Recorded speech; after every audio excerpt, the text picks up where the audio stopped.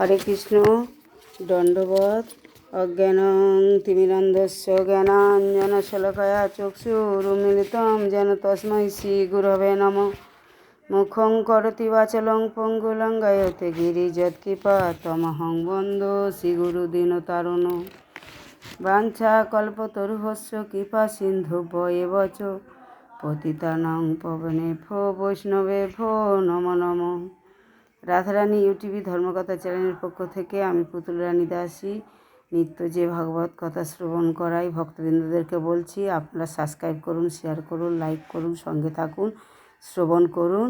আমাকে আরও সহজ করে বলতে বলছেন এবং আমি চেষ্টা করছি।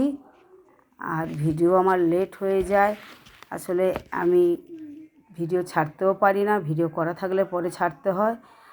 আর আমি ফোন সম্পর্কে বেশি কিছু জানি না, তাই পড়াশুনোও কম জানি। তো সংক্ষিপ্ত বাংলা ভাষা যতটুকু শুদ্ধভাবে বলা যায় আমি চেষ্টা করছি সহজ করে, আপনারা শ্রবণ করুন। নারায়ণ নমস্কৃত্যং নরস্যৈব নরোত্তম দেবীং সরস্বতী ব্যাসেন তথা জয়মুদীরয়েৎ। শ্রী ব্যাসদেব যখন শ্রীমদ্ ভগবতের প্রথম অধিবেশন বর্দিকা ধামে সমাপাসে আয়োজন করেন, তখন শুকদেব পিতৃমুখে ভগবত কথা শ্রবণের সুযোগ পেয়েছিলেন। তথায়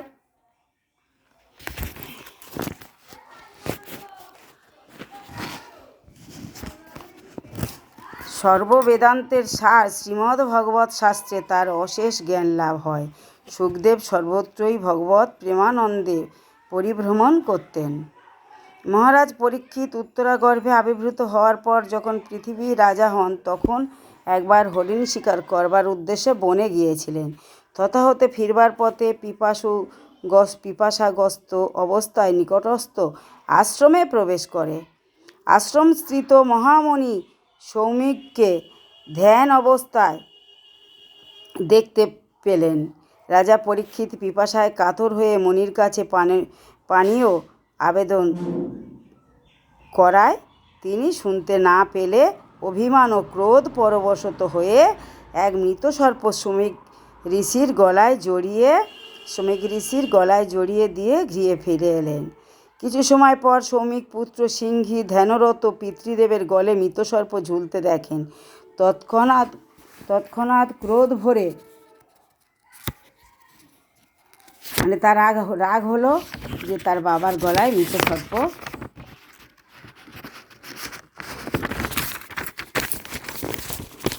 জড়িয়ে দেওয়া হয়েছে। আরক্ত লোচনে আচমনপূর্বক অভিসম্পাত করলেন। তার ব্রহ্মসূত্র আজমন করেন, সেইটা দিয়ে অভিসম্পাত করলেন।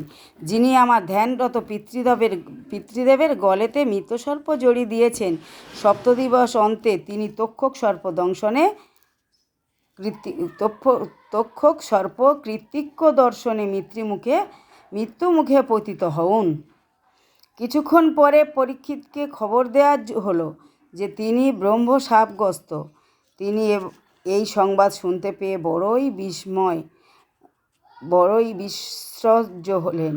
স্ত্রী, কন্যা, পুত্র, আত্মীয় স্বজনদের আহ্বান করে রাজ্য ভাড়া দিয়ে অর্পণপূর্বক তিনি করলেন মৃত্যু ভয় থেকে নিজেকে রক্ষা করা যায় সেই চেষ্টা করতে লাগলেন। তাই তিনি অতি সত্বরেই প্রয়ব্যসন উদ্দেশ্যে শ্রী শুকতল ক্ষেত্র গঙ্গা তীরে বট বৃক্ষের নিম্নে গিয়ে বসলেন। তাই বৃক্ষের নিচে শুকতল, গঙ্গা তীরে যে জায়গাটা উনি ঠিক করলেন তার নাম শ্রী শুকতল। রাজাকে দর্শন করে বহু মুনি ঋষিগণ ছুটে এলেন। তিনি প্রত্যেকেই নিকট আত্মান্তিক দুঃখ নিবৃত্তির কারণ এবং কী উপায়ে মৃত্যুর হাত থেকে রক্ষা পাওয়া যায় জিজ্ঞাসা করলেন। নানা মুনির নানা মত, কেউ কর্মকে শ্রেষ্ঠ, কেউ দানকে শ্রেষ্ঠ, জ্ঞান, যাগ, যজ্ঞ, তপস্যাকে শ্রেষ্ঠ বললেন। পরীক্ষিত সকলের মুখে এত কথা শুনেও নিজেকে ধন্য মনে করতে পারেননি। এ অবস্থায় কারোর কথা ভালো লাগলো না। প্রায় 16,000 মুনি ঋষির সমাগত হল। যখন শ্রী ব্যাসপুত্র সুখদেব সভাসদগত সমক্ষে দিগম্বর বেশে গিয়ে উপস্থিত হলেন, তখন তাকে দর্শন করে সভাসদবৃন্দ উত্থিত হয়ে আহ্বানপূর্বক সভাপতির আসনে অলঙ্কৃত করলে। মহারাজ পরীক্ষিত শ্রী সুখদেবকে বললেন, হে মহাত্মন, আসন্ন মৃত্যুকালে আমার কি করা কর্তব্য যথাযথ বলুন।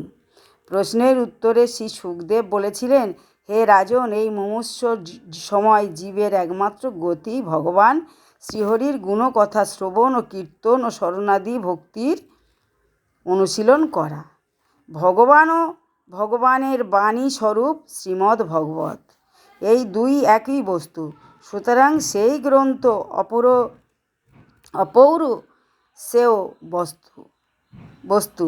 ভগবান শ্রীনারায়ণ শ্রীমদ্ ভগবত চতুশ্লোক রূপে ব্রহ্মাকে, ব্রহ্মা নারদকে, নারদ শ্রী ব্যাসদেবকে এবং ব্যাসদেবকে